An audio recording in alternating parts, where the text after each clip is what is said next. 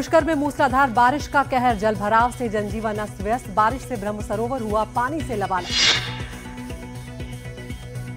पटना में गंगा नदी का जलस्तर खतरे के निशान पर पहुंच गया है, निचले इलाकों में भी पानी भरा। अजमेर में लगातार बारिश के कारण बाढ़ जैसे हालात पैदा हो गए। इसकी वजह से कई गांवों से संपर्क भी टूट गया है। करौली में बारिश के कारण सड़कों पर जल भराव हो गया, जिसके चलते लोगों को काफी दिक्कतें उठानी पड़ रही हैं। राजस्थान के बूंदी में बारिश के कारण हालात इतने बिगड़ गए हैं कि स्वास्थ्य विभाग एक गर्भवती महिला को जेसीबी से लेने पहुंचा। कनक सागर ओवरफ्लो होने से हालात बिगड़ गए। शिवपुरी में जान जोखिम में डालकर एक मां ने अपने बच्चे के साथ नदी पार की। लगातार बारिश के कारण सिंध नदी उफान पर। अशोकनगर में लगातार बारिश के बाद एक मकान गिर गया। बारिश बंद होते ही भरभरा कर घर का छज्जा गिर गया। अंबिकापुर में घुनघट्टा नदी में अचानक बाढ़ आ गई। इस दौरान मछली पकड़ने गया एक बुजुर्ग नदी के तेज बहाव में फंस गया। स्थानीय लोगों ने सूझबूझ से उसे बाहर निकाला। बालाघाट में 22 साल के युवक की झरने में डूबने से हुई मौत। मृतक अपने 2 साथियों के साथ झरने के पास घूमने गया था। रत्नागिरी के आर्यवेयर बीच पर 4 पर्यटकों की डूबने से मौत हो गई। पानी में खेलते समय सभी तेज लहरों में बह गए। शिमला के कुछ हिस्सों में आज बारिश हो रही है। इसी के साथ शहर में घना कोहरा भी छाया हुआ है। गाजियाबाद में कांवड़ यात्रियों के लिए खास तरह की तैयारियां की गई हैं। इन्हें किसी तरह की दिक्कत न हो, इसका भी पूरा ख्याल रखा जा रहा है। उत्तर प्रदेश के मुख्यमंत्री योगी आदित्यनाथ ने कांवड़ियों पर पुष्प वर्षा की। मुख्यमंत्री योगी आदित्यनाथ ने इस दौरान कहा कि इस पावन यात्रा को जो बदनाम करने का प्रयास कर रहे हैं उन्हें बेनकाब करें। बागपत में जिला प्रशासन ने कांवड़ियों पर फूलों की बारिश की है। सावन के इस पवित्र महीने में बड़ी संख्या में कांवड़िए गंगाजल लेकर शिव मंदिरों की ओर जा रहे हैं। हापुड़ में पुलिस कांवड़ियों की सेवा के साथ साथ उनके साथ डांस करते हुए भी नजर आई। अमरोहा में मुस्लिमों ने कांवड़ियों पर फूल बरसाए। इतना ही नहीं, शिव भक्तों को फल और पानी भी दिया गया। मेरठ में माल रोड पर मौजूद पीर बाबा दरगाह को ढक दिया गया है। कांवड़ यात्रा के दौरान किसी भी अप्रिय घटना से बचने के लिए प्रशासन ने यह कदम उठाया। मुरादाबाद में दिल्ली लखनऊ राजमार्ग पर शराब की दुकानों को बंद कर दिया गया। कांवड़ यात्रा को लेकर ऐसा किया गया। गरियाबंद में भूतेश्वर नाथ जाने वाले रास्ते पर 3 किलोमीटर का जाम लगा। भूतेश्वर नाथ के दर्शन करने के लिए श्रद्धालु पहुंच रहे। बालौदा बाजार में पुलिस ने पैदल मार्च निकाला। सावन में मंदिरों में बढ़ती भीड़ को लेकर यातायात प्रभावित हो रहा है। थूथुकुड़ी में कोडाई उत्सव के मौके पर बैलगाड़ी दौड़ आयोजित की गई। श्री भद्रकाली अम्मन मंदिर में ये उत्सव मनाया जाता है। संसद के मानसून सत्र से पहले सर्वदलीय बैठक हुई है। संसद सत्र कल यानी 21 जुलाई से शुरू हो रहा है। सर्वदलीय बैठक होने के बाद किरेन रिजिजू ने कहा, सदन को चलाना सबकी जिम्मेदारी है। सर्वदलीय बैठक के बाद संसदीय कार्य मंत्री किरेन रिजिजू ने कहा, विपक्ष ने अपनी सारी बात रखी, हम इन सभी मुद्दों को संसद में ले जाएंगे। बैठक के बाद कांग्रेस के सांसद प्रमोद तिवारी ने कहा, ऑपरेशन सिंदूर, बिहार में विशेष गहन पुनरीक्षण का मुद्दा हम उठाएंगे। जस्टिस वर्मा के खिलाफ महाभियोग लाने का रास्ता साफ हो गया है। संसदीय कार्य मंत्री किरेन रिजिजू ने कहा है कि प्रस्ताव पर 100 से ज्यादा सांसदों ने हस्ताक्षर किए। घर में नोट मिलने के मामले में महाभियोग की तैयारी की जा रही है। सर्वदलीय बैठक में अजित पवार की पार्टी के नेता शामिल नहीं हुए। बैठक में शरद पवार की पार्टी और उद्धव बालासाहब ठाकरे की पार्टी के नेता शामिल हुए थे। कांग्रेस नेताओं ने स्वर्गीय शीला दीक्षित को श्रद्धांजलि दी। दिल्ली की पूर्व मुख्यमंत्री की आज पुण्यतिथि है। कोच्चि में एक कार्यक्रम के दौरान कांग्रेस नेता शशि थरूर ने कहा, पार्टियां देश को बेहतर बनाने का जरिया है। आप चाहे किसी भी पार्टी से हो, आपका उद्देश्य बेहतर भारत का निर्माण करना है। शशि थरूर ने आगे कहा, कुछ लोग उनकी आलोचना कर रहे हैं क्योंकि उन्होंने हाल ही में सीमा से जुड़े मुद्दों और सशस्त्र बलों के मामले में सरकार और फौज का समर्थन किया था। थरूर ने स्पष्ट किया कि वो अपनी बात पर कायम है क्योंकि उन्हें लगता है कि ये देश के हित में सही है। छत्तीसगढ़ के डिप्टी सीएम और बालोद जिले के प्रभारी मंत्री विजय शर्मा आज बालोद जिले के दौरे पर रहेंगे। यहां वो एक निजी अस्पताल के शुभारंभ समारोह में होंगे शामिल। प्रधानमंत्री नरेंद्र मोदी 23-24 जुलाई 2025 तक यूनाइटेड किंगडम की आधिकारिक यात्रा पर रहेंगे। ये प्रधानमंत्री मोदी की ब्रिटेन की 4थी यात्रा होगी। पीएम मोदी अहम व्यापारिक समझौतों को लेकर मालदीव्स भी जाएंगे। यहां पर प्रधानमंत्री 60वें राष्ट्रीय दिवस समारोह में मुख्य अतिथि के रूप में शामिल होंगे। जम्मू में कांग्रेस कार्यकर्ताओं ने विरोध प्रदर्शन किया। पार्टी की मांग है कि जम्मू कश्मीर के पूर्ण राज्य का दर्जा बहाल किया जाए।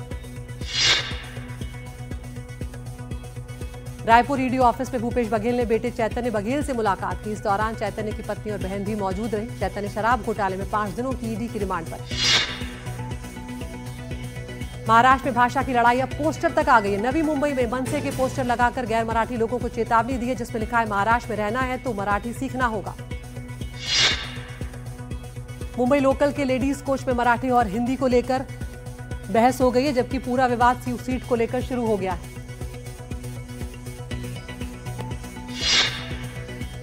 चंडीगढ़ में प्रशासन अवैध फर्नीचर बाजार को ध्वस्त कर रहा है। 1985 से संचालित इस अनाधिकृत बाजार में 116 दुकानें हैं।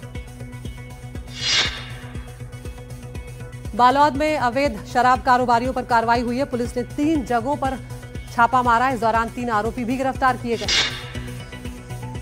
चंदन मिश्रा हत्याकांड पर पुलिस ने बयान जारी किया है। पुलिस ने कहा है कुल 4 लोगों को हिरासत में लिया गया है। पुलिस ने आगे बताया है कि इस हत्याकांड की साजिश निशु खान के घर पर रची गई थी। निशु खान भी पुलिस की हिरासत में है। ओडिशा की पीड़िता को आज दिल्ली एम्स लाया जा रहा है। बच्ची की हालत में कुछ सुधार हुआ है। नाबालिग पीड़िता लगभग 75% जल चुकी है। बच्ची का इलाज भुवनेश्वर एम्स में चल रहा था। आज ही पीड़िता का बयान मजिस्ट्रेट की मौजूदगी में दर्ज किया गया था। अवैध धर्मांतरण के मामले में राजेश उपाध्याय की गिरफ्तारी हुई है। इस पर छांगूर की मदद करने का आरोप लगा है। मौलाना छांगूर खुद को हिंदूवादी संगठन का सदस्य बताता था। ऐसा बोलकर ही वो लोगों को धोखा देता था। छांगूर के यहां पर छापे में मिली एक चिट्ठी से इस बात का खुलासा हुआ। आगरा में धर्मांतरण गैंग को लेकर बड़ा खुलासा हुआ है। ये गैंग आईएसआईएस के मॉड्यूल पर चल रहा था। एक महिला की AK-47 के साथ तस्वीर भी सामने आई है। झारखंड के स्वास्थ्य मंत्री इरफान अंसारी के बेटे ने अस्पताल में पहुंचकर जांच की। कहा किसी को कोई तकलीफ हो तो बताइए। मध्य प्रदेश में 250 निजी स्कूलों की मान्यता रद्द कर दी गई है। जमीन दस्तावेज नहीं होने के बाद यह एक्शन लिया गया। डिंडोरी के हरसत्ती गांव में बिजली तो नहीं आती, लेकिन भारी भरकम बिल जरूर आ रहा है। 5 महीनों से बिजली सप्लाई यहां पर बंद पड़ी है। अहमदाबाद में पूरे परिवार ने जहर खाकर आत्महत्या कर ली। मृतकों में 3 बच्चे भी शामिल हैं। पुलिस मामले की जांच कर रही है। बिलासपुर में गर्भवती महिला की संदिग्ध हालत में मौत हो गई है। पति पर महिला की हत्या करने का आरोप लगाया जा रहा है। जांजगीर चांपा में बस से तेज रफ्तार बाइक टकरा गई। इस हादसे में 3 लोग घायल हुए हैं। बैतूल में ट्रक चालक की लापरवाही के कारण माइलस्टोन के टुकड़े हो गए। इस घटना में बस कंडक्टर भी घायल हो गया। कांकेर में नेशनल हाईवे 30 पर अनियंत्रित बस डिवाइडर से जा टकराई। हादसे में 1 की मौत। बस में फंसे यात्रियों को बाहर निकाला गया। छिंदवाड़ा में 2 कारों के बीच जोरदार टक्कर। हादसे में 3 लोग गंभीर रूप से घायल। घायलों का अस्पताल में इलाज जारी। मामले की जांच में जुटी है पुलिस। जांजगीर चांपा में जमीन विवाद में एक महिला की हत्या कर दी गई। पुलिस ने आरोपी को गिरफ्तार कर लिया। दिल्ली के भजनपुरा इलाके में एक गोदाम में चोरी हुई है। ये चोरी कुछ हथियारबंद बदमाशों ने एक बुजुर्ग महिला के साथ मिलकर की है। विदिशा की लुटेरी से लुटेरी दुल्हन गिरफ्तार हुई है। शादी के नाम पर युवक से 1 लाख रुपए से ज्यादा की ठगी की लड़की के साथ उसका साथी भी गिरफ्तार किया गया। शिवपुरी की एक दुकान में चोरी करने आए चोरों को दुकानदारों ने रंगे हाथों पकड़ा है। 95,000 रुपए की चोरी करते ये रंगे हाथों पकड़े गए।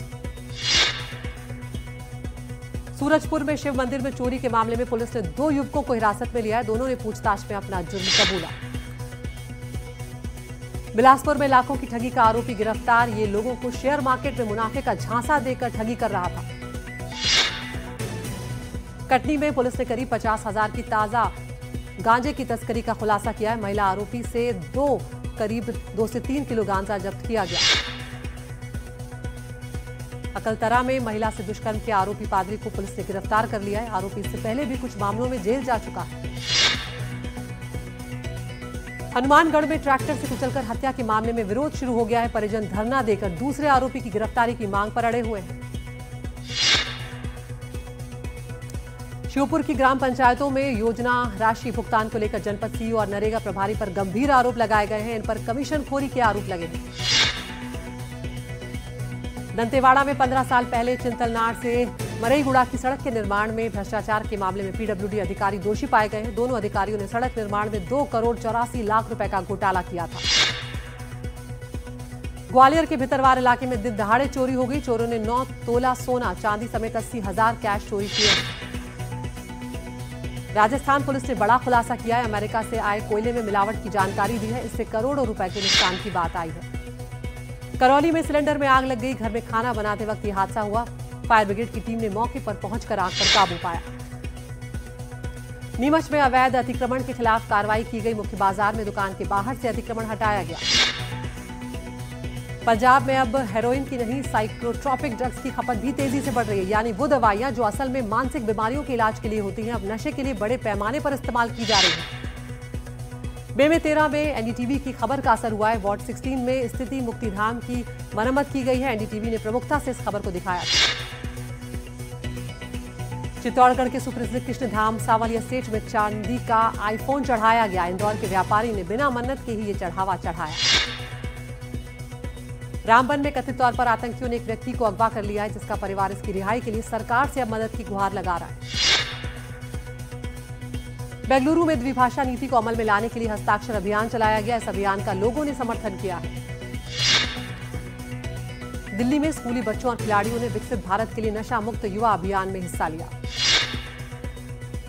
जालंधर में दुनिया के सबसे बुजुर्ग मैराथन धावक फौजा सिंह का अंतिम संस्कार किया गया। 14 जुलाई को एक तेज रफ्तार कार ने उन्हें टक्कर मार दी थी। पुलिस ने आरोपी को गिरफ्तार कर लिया है। सीरिया के राष्ट्रपति के सीजफायर के ऐलान के कुछ घंटों बाद ही दोनों गुटों के बीच फिर से शुरू हुआ संघर्ष। एक हफ्ते के संघर्ष के बाद हुआ था सीजफायर का ऐलान। इस संघर्ष का असर आम लोगों के जीवन पर पड़ा है। संयुक्त राष्ट्र का अनुमान है कि सीरिया में 12 जुलाई से अब तक 87,000 से ज्यादा लोग विस्थापित हो चुके हैं। लॉस एंजलिस में बेकाबू कार ने भीड़ को में जोरदार टक्कर मार दी। इसमें करीब 30 लोग घायल हो गए। सभी घायलों को अस्पताल में भर्ती करवाया गया। 3 की हालत गंभीर बताई जा रही है। वियतनाम में खराब मौसम के कारण हालोंग की खाड़ी में एक नाव पलट गई। इसमें करीब 34 लोगों की मौत हो गई है। कई लापता हैं। 11 लोगों को सुरक्षित बचा लिया गया। गांजा में बंधक बनाए गए शेष इजरायली बंधकों के परिजनों ने तेल अवीव में प्रदर्शन किया। इस दौरान प्रदर्शनकारियों ने सीजफायर के लिए ट्रंप से नेतन्याहू पर दबाव डालने की अपील की है। गाजा स्वास्थ्य मंत्रालय के अनुसार इजरायली हमले में अब तक 58,000 से ज्यादा फिलिस्तीनी मारे गए हैं। गाजा के 20 लाख लोगों में से लगभग सभी विस्थापित हुए हैं। ब्रिटेन में पुलिस ने 100 लोगों को गिरफ्तार किया है। इन सभी पर एक प्रतिबंधित संगठन फिलिस्तीनी एक्शन का समर्थन करने का आरोप है। अमेरिकी राष्ट्रपति डोनाल्ड ट्रंप का दावा, ईरान के 3 परमाणु ठिकाने पूरी तरह से नष्ट कर दिए गए हैं। ट्रंप ने ट्रूथ सोशल पर पोस्ट कर एक बार फिर से यह दावा किया। बांग्लादेश की सबसे बड़ी पार्टी जमायत इस्लामी के लाखों समर्थकों ने ढाका में रैली की। ये रैली अगले साल होने वाले चुनाव से पहले अपनी शक्ति प्रदर्शन के लिए की गई। आइसलैंड के रेगजेंस प्रायद्वीप पर ज्वालामुखी विस्फोट देखने के लिए पर्यटकों को अनुमति दे दी है। पिछले सप्ताह ज्वालामुखी में तेज विस्फोट के चलते क्षेत्र से लोगों को निकालना पड़ा। जॉर्जिया की राजधानी में हजारों लोगों ने विरोध प्रदर्शन किया। प्रदर्शनकारियों के मुताबिक ये प्रदर्शन नए संसदीय चुनाव की मांग को मजबूत करने के लिए किया गया। वर्ल्ड चैंपियनशिप ऑफ लीजेंड्स में आज होने वाला भारत पाकिस्तान का मैच रद्द कर दिया गया। शिखर धवन, हरभजन सिंह समेत 5 भारतीय खिलाड़ियों ने पाकिस्तान के साथ खेलने से इनकार कर दिया। पहलगाम हमले के बाद पाकिस्तान के खिलाड़ियों ने बदजुबानी की थी, जिसके बाद भारतीय खिलाड़ियों ने अब ये फैसला लिया है। बीसीसीआई ने ढाका में आयोजित होने वाली एसीसी की वार्षिक बैठक में हिस्सा लेने से इनकार कर दिया। ये बैठक 24 जुलाई को बांग्लादेश की राजधानी ढाका में होनी है। बीसीसीआई के मुताबिक बांग्लादेश की वर्तमान स्थिति को देखते हुए बोर्ड ने यह फैसला लिया है। भारत ने एसीसी और पीसीबी से स्थान बदलने की मांग की थी, लेकिन अब तक कोई जवाब नहीं मिला। वेस्टइंडीज के ऑलराउंडर आंद्रे रसेल ने अंतर्राष्ट्रीय क्रिकेट से संन्यास लेने का ऐलान किया है। वो ऑस्ट्रेलिया के खिलाफ 20 और 22 जुलाई को होने वाले 2 T20 मैचों के बाद संन्यास लेंगे। भारत ने बैडमिंटन एशिया जूनियर चैंपियनशिप में यूएई को 110 से 83 हराकर क्वार्टर फाइनल में जगह बना ली है। अब भारत और हांगकांग दोनों टीमें 25 अगस्त को आपस में भिड़ेंगी। बालोदा बाजार के खिलाड़ियों ने मार्शल आर्ट खेल कुराश की नेशनल चैंपियनशिप में बेहतरीन प्रदर्शन किया। खिलाड़ियों ने गोल्ड, सिल्वर और ब्रॉन्ज मेडल जीते हैं। अटलांटा जा रहे डेल्टा एयरलाइंस के एक प्लेन बोइंग 767 की उड़ान भरने के तुरंत बाद इंजन में आग लग गई। आनन फानन में प्लेन की लॉस एंजलिस अंतर्राष्ट्रीय हवाई अड्डे पर इमरजेंसी लैंडिंग करानी पड़ी। इस घटना का वीडियो सोशल मीडिया पर अब वायरल हो रहा है।